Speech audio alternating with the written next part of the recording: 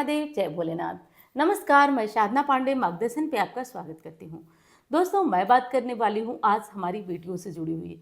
जब मैंने एक शॉर्ट वीडियो में अपनी बेटी के साथ डाला था तो आप लोगों के काफ़ी क्वेश्चन आए थे कि दीदी हमारी बेटी तो ऐसे करती है, ये समस्याएं हैं, वो समस्याएं हैं। तो इस बारे में आज हम लोग बात कर लेते हैं कि यदि हमारी बेटी या हमसे जुड़ी हुई कोई समस्या है तो वो निश्चित रूप से दूर हो जाना चाहिए, क्योंकि मातृत्व मतलब माँ का और बेटी का रिश्ता ही एक अलग होता है और ये बहुत कम टाइम का होता है। ये सभी जानते हैं कि ये बहुत कम टाइम का होता है, क्योंकि बेटियां जो है एक ना एक दिन हमें छोड़ के चली जाएंगी और हमें जो है वो रिश्तेदार की तरह आएंगी, क्योंकि हम भी वही करते हैं, इसलिए ये परंपरा है, इससे दूर तो नहीं हो सकते। तो कम से कम बीच के ये बचा हुआ जो समय है उसको बहुत अच्छा बना लें। एक बहन का हमारे कमेंट था, वंदना जी का, कि दीदी जो है समाज में भी बदनामी कराती है बेटी और हम भी बदनाम होते हैं, वो भी बदनाम होती है। तो चलिए, आप एकदम टेंशन मत लीजिए, मेरे पास भी बहुत बड़ा अनुभव का खजाना है। तो ये अनुभव मैं बताऊंगी आपको और ज़रूर ज़रूर आपके काम आएगा। मैं पूरी तरह से आपको गारंटी से बताती हूँ कि यदि इन बातों को आप अच्छी तरह से एक एक करके समझ लिए ना तो आपकी ये बहुत काम आने वाला है। तो पहली चीज़ तो ये है कि जो हमारी बेटियाँ हैं उनको बचपन से एक चीज़ तो हमें सिखा के रखना है कि मतलब समझ के रखना है खुद भी और खुद बच्चों को भी, कि देखिए उन्हें बहुत ज़्यादा अपना मतलब अपनापन, प्रेम और लगाव देना है। ये बात जो मैं कह रही हूँ वो बहुत सारे लोग करते होंगे, ऐसा नहीं है, लेकिन ये बातें बहुत सारे लोग, अब आप लोगों को सुनने में थोड़ा अटपटा लग रहा होगा लेकिन सच बता रही हूँ, बहुत सारे लोग आज के ज़माने में भी भेदभाव करते हैं बेटी और बेटों में। तो जिन परिवारों में ऐसी गलतियां होती हैं उन परिवारों में बेटियां कहीं ना कहीं हीन भावना का शिकार होती हैं और वो एक न एक दिन माँ बाप से थोड़ा घृणा करने लगती हैं, क्योंकि जानते हैं जहाँ पे आपको अपनापन महसूस नहीं होगा ना, वहाँ पे समस्याएं ज़रूर आएंगी। तो पहली चीज़ तो यही है कि यदि आप किसी भी स्थिति में बेटी बेटों में भेदभाव करते हैं तो ये पहली चीज़ आप बंद कर दीजिए, क्योंकि आप हो सकता है कि बहुत अच्छा करते हो, किसी भी स्थिति में आप बेटी बेटा में भेदभाव करते हो, कोई आर्थिक समस्या हो या कुछ भी दिक्कत हो, ये पहली चीज़ ध्यान रखिएगा, भेदभाव वाला काम हमें बंद कर देना है। क्योंकि दोनों बच्चे हैं और दोनों को समान रखिए ना, ताकि जब भी बेटी से ही कुछ कहना हो तो आप नज़रें मिलाकर कह सकें कि बेटा मैंने अपनी परवरिश में किसी भी तरह की कोई कमी नहीं, क्योंकि अपनी संतुष्टि ना बहुत बड़ी संतुष्टि होती है। आप किसी के सामने नज़र उठाकर कह सकते हैं, चाहे वो बेटी हो, बेटा हो, पति हो, अगर आप गलत नहीं हैं तो आप नज़र उठाकर बोल सकते हैं कि मैंने तुम्हारे लिए ये किया और तुमने ये जो है सिला दिया। और मेरा विश्वास है दोस्तों कि जब हम किसी के लिए 100% देते हैं और वो कम भी देता है हमें, तो ऐसा नहीं कि वो पूरी तरह से हमें इग्नोर करेगा। चलिए अब मुख्य बिंदु की तरफ चलते हैं। और हाँ, वीडियो जो है वो आपको पसंद आती है तो प्लीज़ लाइक करें और चैनल को भी सब्सक्राइब करिएगा। इन 5 नियमों को, इन 5 टिप्स को आप अपना के देखिएगा, निश्चित रूप से आपके और बेटी के संबंध अवश्य मधुर। दोस्तों, मैंने पहले आपसे कहा कि हद से अधिक उन्हें प्रेम दीजिए। हद से अधिक प्रेम देने का एक और कारण होता है जो मैं आपको बता रही हूँ, कि जब वो आपके अपने परिवार में बहुत ज़्यादा प्रेम पाएंगी बेटियां, तो बाहर वो उस प्रेम की तलाश करना वो बंद कर देंगी। क्योंकि अधिकांशतः गलतियां हमसे होती हैं कि हम बेटियों को हमेशा अपनी चिड़चिड़ापन, अपने गुस्से में बच्चों को डांट करके बोलते हैं, बच्चों को गुस्सा होकर बोलते हैं, क्योंकि हमारी भी गलती नहीं है, हम अपने जीवन में इतने उलझे हुए हैं कि हमें समझ ही नहीं आता है और बच्चे इन चीज़ों से घबरा जाते हैं। तो कभी भी अपने बच्चों को प्रेम से, विशेषकर बेटियों को बहुत प्रेम से बोलिए। आप अपनी समस्या, टेंशन अलग रखिए और जब बेटी आए तो रानी बेटी, सबके अलग अलग तरीके होते हैं, आप उस तरीके से बुलाइए ताकि उसके चेहरे पे एक मुस्कान हो, एक प्रेम हो, एक लगाव हो, ताकि बेटी आपके साथ अंदर से जुड़ जाए, बिल्कुल अंदर से जुड़ जाए। ये चीज़ें हमें ज़रूर करना है, इस चीज़ को आप लोग करके देखिएगा। बहुत सारी माएँ होती हैं, फ़ोन पे भी मेरी बात होती है, तो बहुत चिड़चिड़ाई रहती हैं बेटियों से, गुस्सा रहती हैं। जब मैं वही बात बोल देती हूँ तो कहती हैं कि हाँ दीदी ये गलती तो होती है। और ध्यान रखिएगा, मैं 101% आपको सत्य बता रही हूँ, इसमें कोई बात गलत नहीं बता रही हूँ और मेरा अनुभव मैंने आसपास भी देखा है। तो एकदम प्रेम से, एकदम पोलाइटली बात करिए कि बेटा ये दिक्कत है। वो बड़े होकर बच्चे खुद आपसे ज़्यादा चीज़ों को समझने लगेंगे। तो ये पहला उपाय करिएगा, आप खुद प्रेम देंगे, आप खुद रानी, बेटी, गुड़िया, जो भी कहना चाहें वो कहिएगा। आपकी बेटी कहीं अलग उस प्रेम की तलाश नहीं करेगी, इस चीज़ का आप एकदम ध्यान रखिए, गांठ बांध। अब अगली चीज़, प्रेम तो हम बहुत ज़्यादा देंगे, ये बात सत्य है, लेकिन बेटी को दबना भी हमें सिखाना, रहना इसी समाज में है तो हमें अपनी बेटियों को थोड़ा दबना बहुत ज़रूरी है।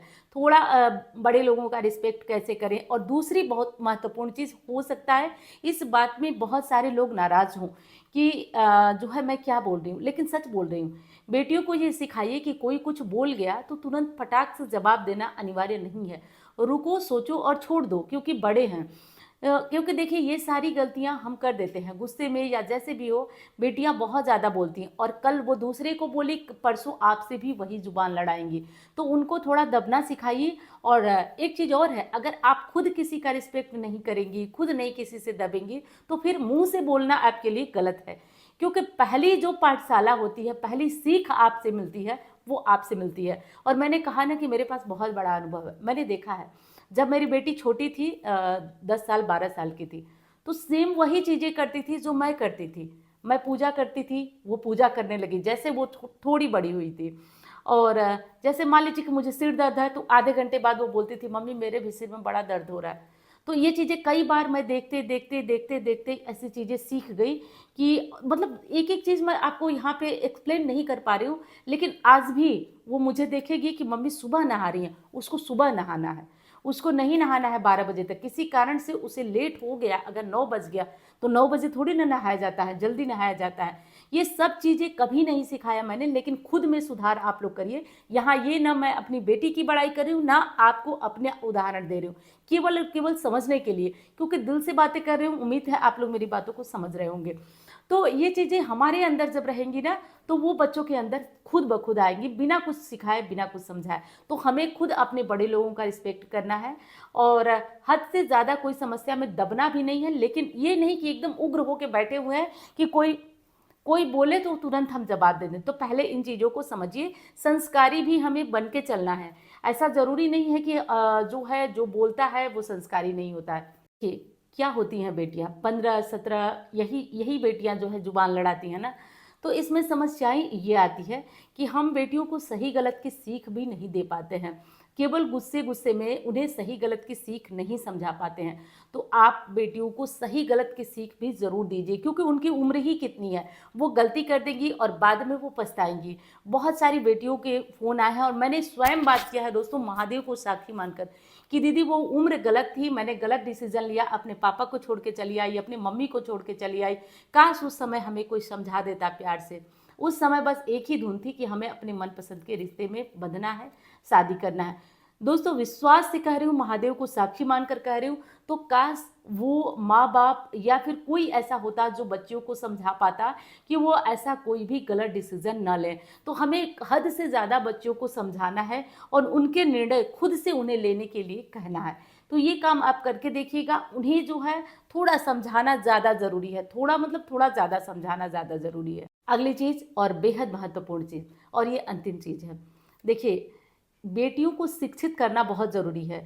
आप हो सके तो बेटी को 1 तोला सोना कम दीजिए, उसकी शादी में कम दीजिए दहेज, कम दीजिए सोना, कम दीजिए कपड़े, लेकिन उन्हें शिक्षा बहुत अच्छी अच्छी तरह से दीजिए। क्योंकि मान लीजिए बेटी आपकी पढ़ी लिखी है, हर गुण से समझदार है, और ससुराल वाले उसके मुताबिक नहीं मिले, तो वो जीवन भर समस्या में घिरी रहती है और अपराध बोध से घिरी रहती है। और ऐसी बेटियां कुछ दिनों के बाद अपने माँ बाप से भी घृणा करने लगती हैं, क्योंकि उनके हाथ में कुछ होता नहीं है। हस्बैंड 10 रुपये भी उनके हाथ में नहीं रखते हैं, और बेटियां खुद कमा नहीं सकती क्योंकि उन्होंने कुछ किया नहीं। तो हो सके तो आप शादी में जो सोना देते हैं, गहने देते हैं, वो थोड़ा कम दीजिए, लेकिन बेटियों को शिक्षित जरूर करिए। वो अपने लिए गहने तो छोड़िए, वो बहुत सारी चीज़ें तैयार कर सकती हैं। उम्मीद करती हूँ मेरी ये बातें आपको अच्छी लगी होंगी। और चलिए, मैं मिलती हूँ आपसे अन्य वीडियो में। वीडियो अच्छी लगे तो लाइक करिए, चैनल को सब्सक्राइब करिए, और मिलती हूँ आपसे अन्य वीडियो में। धन्यवाद। हर हर वाली वीडियोज में जैसा आप जानते हैं मैं बताती भी रहती हूँ। और अक्षय तृतीया के दिन लक्ष्मी नारायण को खीर का भोग लगाना, भगवान की पूजा करना, ये सारी चीज़ें अपने आप में बहुत बहुत ज़्यादा फायदेमंद है। जैसा कि आप लोग जानते हैं दोस्तों कि अक्षय तृतीया पे पोटली का निर्माण होता है, और इस साल भी पोटली का निर्माण होगा, ये दूसरा साल है। और आप लोगों को बता दूं कि इस पोटली की इतनी इतनी ज़्यादा लोकप्रियता है आप लोगों के द्वारा कि इस पोटली के बारे में जो लोग भी लिए हैं वो एक एक व्यक्ति जो है वो संतुष्ट है। क्योंकि मैं पिछली बार भी कही थी कि ये पोटली नहीं साक्षात चमत्कार है दोस्तों, माता रानी का और गुरुदेव की गुप्त विद्या का। तो ये चीज़ें जो है फ़ायदा आप लोगों को कर रही हैं और जिससे कि मैं बहुत ज़्यादा प्रसन्न हूँ। तो अक्षय तृतीया आने वाली है, हर साल जो है अक्षय तृतीया पे, हर साल का मतलब कि ये दूसरा साल है। देखिए ये चीज़ें जो है मैं बहुत दिनों से लोगों को देती थी, लेकिन सोशल मीडिया पे नहीं देती थी, अपने आसपास घर परिवार इधर के लोगों को देती थी। सोशल मीडिया पे पिछली साल मैं डाली थी और उसका बहुत अच्छा रिस्पांस रहा आप लोगों के लिए। तो इस साल भी वो पोटली अभिमंत्रित होगी। और जैसा कि आप जानते हैं कि कोई भी बड़ा काम हो तो वो उसके लिए कुछ लागत मूल्य रखना पड़ता है।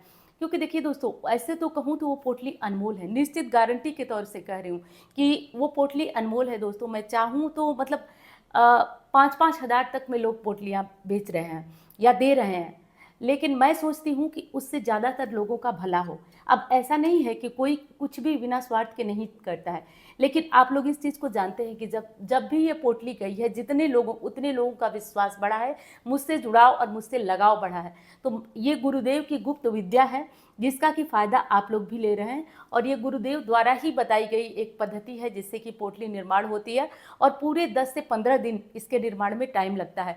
तो अब वो समय आ चुका है दोस्तों, अगर आप लेना चाहें तो हर वर्ष की तरह जैसे आप अपना नाम लिखवाते हैं लिखवा दीजिएगा। और दूसरी चीज़ फिर बता दूं कि पोटली पे लागत मूल्य रखी गई है जो बहुत कम है दोस्तों, और उसका केवल और केवल यही उद्देश्य है कि वो पोटली हर परिवार हर घर में पहुँचे। और जैसा कि देखिए एक चीज़ बता दूं कि मेरे पास स्टाफ बहुत कम होते हैं और उस समय बहुत ज़्यादा समस्याएं हो जाती हैं, लोगों को करना, पैक करना, पहुंचाना। तो इसलिए थोड़ा सा आप लोग धैर्य रख के जो है पोटली ऑर्डर करिएगा। हाथ जोड़कर प्रार्थना है, धैर्य होगा तभी ऑर्डर करिएगा, नहीं तो आप जो है परेशान कर देंगे। स्टाफ कम है, घबराहट बहुत ज़्यादा होती है। और एक चीज़ और मैं आपको बता दूं, मैं ईमानदारी से काम करती हूँ, इसलिए मैं बहुत घबराहट, बहुत बेचैनी और बहुत सारी ये सब चीज़ें नहीं चाहती हूँ। इसलिए आप लोगों से हाथ जोड़कर प्रार्थना है, ऑर्डर करिएगा, धैर्य रखिएगा, क्योंकि लोग कम है, पहुँचने में 1 महीने तक का टाइम भी लग सकता है। दूसरी चीज़, घबराइएगा नहीं, जिनकी जैसे नाम लिखा होता है वैसे ही चीज़ें जाती हैं। जिनकी आगे का नाम होता है उनको पहले भेजा जाता है, मतलब क्रमशः ही भेजा जाता है, घबराइएगा नहीं। और दूसरी चीज़ बता दूं दोस्तों कि ये पोटली जो है वो साक्षात माँ लक्ष्मी का अवतार है। और मैं आपसे शायद ये बातें कह रही हूँ सोशल मीडिया पे, आप लोग विश्वास नहीं करेंगे, लेकिन मुझसे बातें होती है, हर एक व्यक्ति सिंगल एक व्यक्ति की बात मैं यहाँ कर रही हूँ, हर कोई कहता है दीदी जब से पोटली आई है हमारे दिन बदले हैं, जब से पोटली आई है हमारे दिन बदले हैं। इतना चमत्कारी ये पोटली है। और मैंने कहा ना कि मैं अब यहाँ पे आपको और कुछ विश्वास नहीं दिला सकती हूँ, इतनी चमत्कारी है ये पोटली। अब जो लोग पिछली बार लिए थे अक्षय तृतीया में, तो देखिए ये 1 साल पोटली आपकी काम करेगी। 1 साल बाद आप इसे प्रवाहित करिएगा, और प्रवाहित जल प्रवाहित करना है, कोई पीपल के नीचे मत डालिएगा, क्योंकि ध्यान रहे साक्षात माँ लक्ष्मी का अवतार है। 1 साल बाद आप अपने घर में मत रखिएगा, क्योंकि सामान जो है खराब होने लगते हैं। तो ठीक 1 साल बाद जो है आप इनका विसर्जन कर दें, जल विसर्जन करें। दूसरी चीज़ कि आप इन्हें कहाँ रखेंगे, तो आप अपने घर के मंदिर में रखकर इनका पूजन कर सकते हैं, आप अपने लाकर में, अलमारी में, कहीं भी रख सकते हैं। तो रख कर इनका पूजन करें। और जब पोटली पहुंचने लगेगी तो मैं बताऊंगी कि इसको किस दिन कैसे रखना है, तो इस बारे में तो बाद में बातें होंगी। अब जो लोग दिवाली पे मंगवाए हैं वो लोग जो है 1 साल बाद ही उस पोटली को निकालेंगे, और उस पोटली को मत निकालिएगा, लेकिन 1 साल हो जाए तो उस पोटली को आपको प्रवाहित करना होता है। अब उसके बाद 1 साल जैसे कई लोग जो हैं वो ये भी पूछेंगे कि दीदी जो 1 साल के पहले की पोटली है तो क्या हम और पोटली मंगवा सकते हैं? तो बिल्कुल मंगवा सकते हैं। जैसे कि पिछली बार देखिए वही हुआ था, ऑर्डर एक था और लोग जो है बाद में जो है बोले कि हमको 2-2 चाहिए, 3-3 चाहिए हमारे रिश्तेदार। तो इस तरीके से नहीं होता है दोस्तों। जितने लोगों का नाम लिखा होता है केवल उतने ही लोगों को वो चीज़ें बनाई जाती हैं, और उसमें बहुत समय होता है। और जैसा कि आप जानते हैं लक्ष्मी प्राप्ति का मैं आपको गूढ़ रहस्य की बात बता दूं, कोई भी प्रयोग यदि गुप्त तरीके से होता है तो वो और भी अच्छा होता है, क्योंकि लक्ष्मी है ही चंचला, गुप्त रखें तो बहुत अच्छा है। इसलिए कहा जाता है आप अपनी सैलरी ना बताइए, अपने धन का ढिढोरा न पीटिए। ठीक वही बात है इस तरीके की चीज़ों में। तो आप दूसरों को ज़रूर बताइए, लेकिन जितने लोगों का नाम होता है केवल उतने ही लोगों की पोटली तैयार होती है। तो ये चीज़ें आपको ध्यान रखना है, कैसे प्रवाहित करना है या पोटली से जुड़े हुए जो और भी प्रश्न है वो आप आगे जानेंगे। अब दूसरी महत्वपूर्ण चीज़ कि आप लोगों में से बहुत सारे लोग, जैसे मैं इलाहाबाद वगैरह गई थी तो लोगों को अभिमंत्रित माला मैं अपने तरफ से उपहार में ले गई थी, तो और सारे लोग जो है वो मालाएं मांग रहे हैं। तो इस बार जो है वो मालाएं भी आ चुकी हैं और उनका जो कार्यक्रम है वो चालू भी हो चुका है। क्योंकि दोस्तों देखिए, माला आप भी खरीद सकते हैं, मैं भी खरीद सकती हूँ, पोटली आप भी बना सकते हैं। सामग्रियों से कोई चीज़ नहीं बनती है जब तक उनमें मंत्रों की शक्ति न डाल जाए। मंत्र वैसी शक्ति है दोस्तों जिससे चीज़ें बोलने लगती हैं, ये ध्यान रखिएगा। तो इस बार जो है मालाएं भी अभिमंत्रित करा रही हूँ मैं, और साथ साथ दक्षिणावर्ती शंख भी है। दक्षिणावर्ती शंख जो है बहुत कम है, दक्षिणावर्ती शंख जिससे भगवान विष्णु को स्नान कराया जाता है, जो बजती नहीं है। तो इन तीनों में से अगर कुछ भी आपको लेना हो तो अपना नाम लिखाइएगा, सामान का नाम लिखवा दीजिएगा। फिर एक बार कह रही हूँ दोस्तों कि ये जो चीज़ें मैं कर रही हूँ वो केवल और केवल उनका एक ही उद्देश्य है कि आपको कल्याण हो। और दूसरी चीज़ जो कि मैं बहुत ज़्यादा परेशान हो जाती हूँ, घबराहट मत करिएगा, बिल्कुल शांति के साथ आप इंतज़ार करिएगा। विश्वास है मुझ पर तब, क्योंकि आप लोग भी समझ सकते हैं, मैं एक एक व्यक्ति को जो है, एक सिंगल व्यक्ति को भी मैं पोटली पहुँचवाती हूँ, चाहे 3 बार पहुँचवाना पड़े। और दूसरी चीज़ कि आप लोग अपना एड्रेस एकदम सही लिखिएगा, क्योंकि देखिए कई बार भेजने में जो है वो बहुत ज़्यादा हमको भी परेशानी होती है, और केवल यही एक उद्देश्य होता है कि लोग जो है थोड़ा सा मेरा भी जो है आप मेरे बारे में भी जानें, क्योंकि कोई विद्या मैं खुद तक सीमित करूं, इससे अच्छा है कि भगवान ने माध्यम दिया तो वो चीज़ें आप लोगों तक पहुँचे। तो चलिए दोस्तों, अब ये सारी बातें हो गई, और भी ज़रूरी जो बातें होंगी पोटली से, शंख से और माला से जुड़ी हुई, वो आगे बातें होंगी। और नंबर मैं यहाँ पे दे दूँगी, आप उस नंबर पे जो है अपना नाम रजिस्टर करा सकते हैं। अपना नाम लिखवाइएगा और पूरा एड्रेस के साथ लिखवाइएगा। दूसरी चीज़ बता दूँ कि आप लोग ये मत घबरा जाइएगा कि व्हाट्सएप से जो हमने एड्रेस भेजा वो चेक नहीं हो रहा है। देखिए वो चेक तब होता है जब जैसे अक्षय तृतीया के दिन ये चीज़ें मैं अभिमंत्रित कराऊँगी, और इस बार तो बहुत अच्छा संयोग है कि गुरुदेव के द्वारा भी ये चीज़ें होगी। तो ये चीज़ें होंगी, और दूसरी चीज़ बता दूं कि ये चीज़ें जाना अक्षय तृतीया के बाद शुरू होंगी। 10 तारीख को अभिमंत्रित होंगी, 11 से ये पोटली, माला, शंख निकलना शुरू होगा। तो अगर आप लोगों को ये चीज़ें चाहिए, इसमें से कुछ भी चाहिए, तो कायदे से अपना नाम लिखवाइए। 10 तारीख के बाद ये चीज़ें जाएंगी, घबराहट मत करिएगा। हाथ जोड़कर फिर प्रार्थना है कि यदि आप परेशान मुझे करेंगे तो मैं इस तरह की चीज़ें नहीं कर पाऊंगी दोस्तों, क्योंकि केवल और केवल ईश्वर जानते हैं कि मैं ये चीज़ें क्यों कहती हूँ। यहाँ सोशल मीडिया है, आप लोग शायद मेरी बातों का विश्वास न करें, लेकिन केवल ईश्वर जानते हैं कि इन चीज़ों से मुझे क्या मिलता है। सच में बता रही हूँ कि बहुत सारी जो है आप लोगों की तारीफ मिलती है, बातें मिलती हैं, उद्देश्य केवल और केवल एक ही है। तो चलिए, मुझे जो कहना था मैं कह चुकी हूँ। उम्मीद करती हूँ जानकारी आपको पसंद आई होगी। धन्यवाद। हर हर महादेव।